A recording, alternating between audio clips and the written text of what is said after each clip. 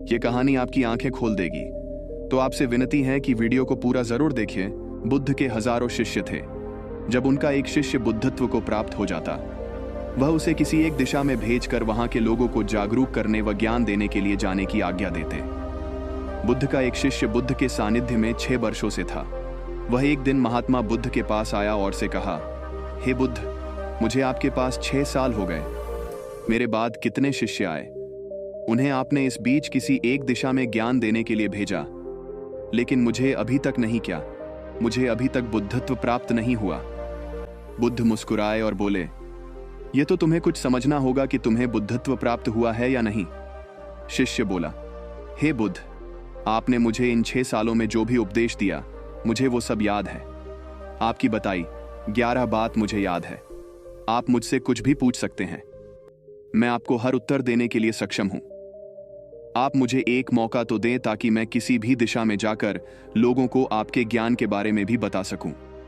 बुद्ध ने कहा, ज्ञान की बातों को याद रखने से कुछ नहीं होता जब तक आप उसे अपने आचरण में न लाओ। जब तक आप किसी भी चीज को अपने आचरण में नहीं लाओगे, तब तक आप दूसरों को नहीं कह सकते कि वो उसे अपने आचरण में लेकर आए। शिष्य ने कहा, जो भी हो, कृपया आप मुझे एक मौका दें। आप मुझ पर भरोसा रख। मैं सभी को अपने ज्ञान से प्रभावित कर सकता हूं। मैं लोगों को ऐसी बातें बता सकता हूं जिससे उनके जीवन में शांति आएगी और वो शांतिपूर्ण अपना जीवन जी सकेंगे। बुद्ध ने कहा, अभी तुम तैयार नहीं हो। जब तुम तैयार हो जाओगे, मैं तुम्हें खुद सही मार्ग पर जाने के लिए कहूंगा। शिष्य ने कहा, क्यों बुद्ध, आपने मुझे इन 6 वर्षों में इतना भी ज्ञान नहीं दिया जिससे मैं लोगों को प्रभावित कर सकूं। बुद्ध ने कहा, ठीक है, तुम पूर्व दिशा की तरफ जाओ।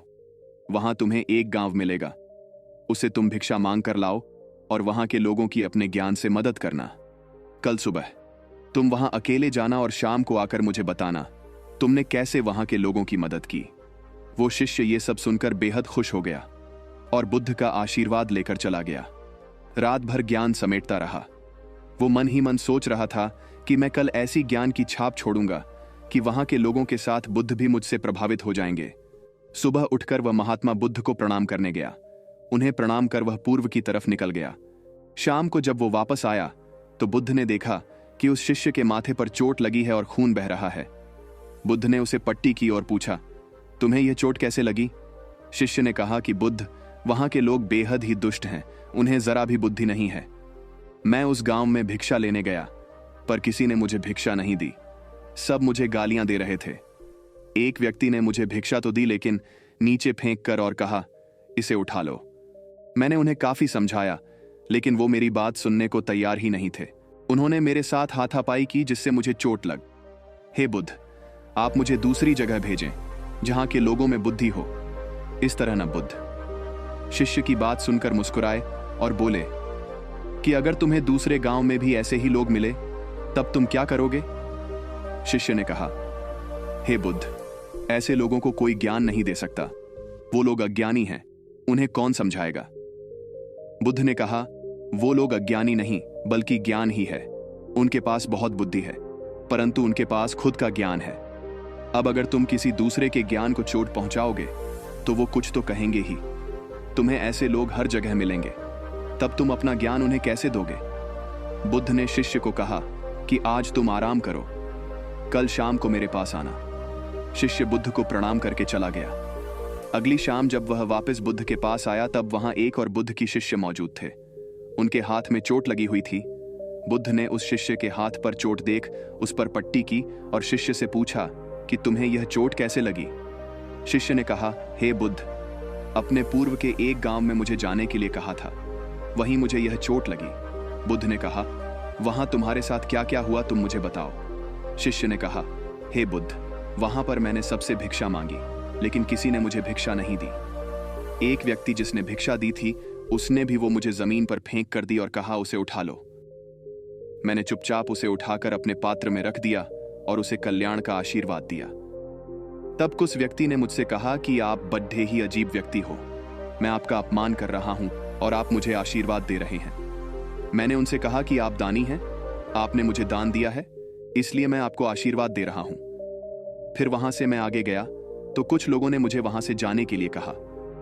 उन्होंने कुछ मुझे अपशब्द कहे और मुझ पर पत्थर फेंके, जिससे मुझे चोट लग गई। जब मैं वापस आ रहा था तब मैंने एक माँ को रोते देखा। वो अपने बीमार बच्चे को लेकर चिंतित थी। मैं तुरंत जंगल से जाकर उसके लिए जड़ी बूटी ले आया, लेकिन वहां के लोग मुझे जड़ी बूटी देने नहीं दे रहे थे। फिर मैंने उनसे विनती की वो मुझे उस बच्चे का इलाज करने दे। उसके बाद वो जैसा कहेंगे मैं ठीक वैसे ही करूंगा। फिर जिस व्यक्ति ने मुझे भिक्षा दी थी उसने गांव वालों को समझाया। तब उन्होंने मुझे उस बच्चे को जड़ी बूटी लगाने दी। उसके बाद वो बच्चा ठीक हो गया। फिर गांव वालों ने मुझसे अपने किए गए अभद्र व्यवहार के लिए क्षमा मांगी और मुझे धन्यवाद कहा। फिर मैं वहां से वापस आ गया। हे बुद्ध, आपसे एक विनती है। कुछ गांव के लोग बहुत भोले भाले सीधे हैं। क्या मैं रोज उसी गांव में जाकर भिक्षा मांग सकता हूं? ये सभी बात वो पहला शिष्य भी सुन रहा था। उसने यह सुनते ही बुद्ध के चरणों में गिरकर कहा, हे बुद्ध, मैं समझ गया हूं कि अभी मैं उस लायक नहीं हुआ कि दूसरों को ज्ञान दे सके। बुद्ध ने कहा, हमें बाहर वैसे ही लोग दिखाई देते हैं जैसे हम भीतर से होते हैं। जब तक हम स्वयं को नहीं बदलते तब तक हम किसी को भी नहीं बदल सकते। खुद में परिवर्तन करना बेहद जरूरी है। कोई भी बात बताने से पहले उसे आचरण में लाना बेहद जरूरी है, क्योंकि आचरण में लाए हुए चीज को बताना समझाना बहुत आसान होता है और उसे लोग बेहद आसानी से अच्छे से समझ पाते हैं।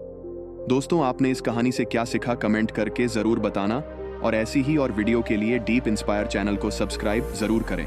धन्यवाद।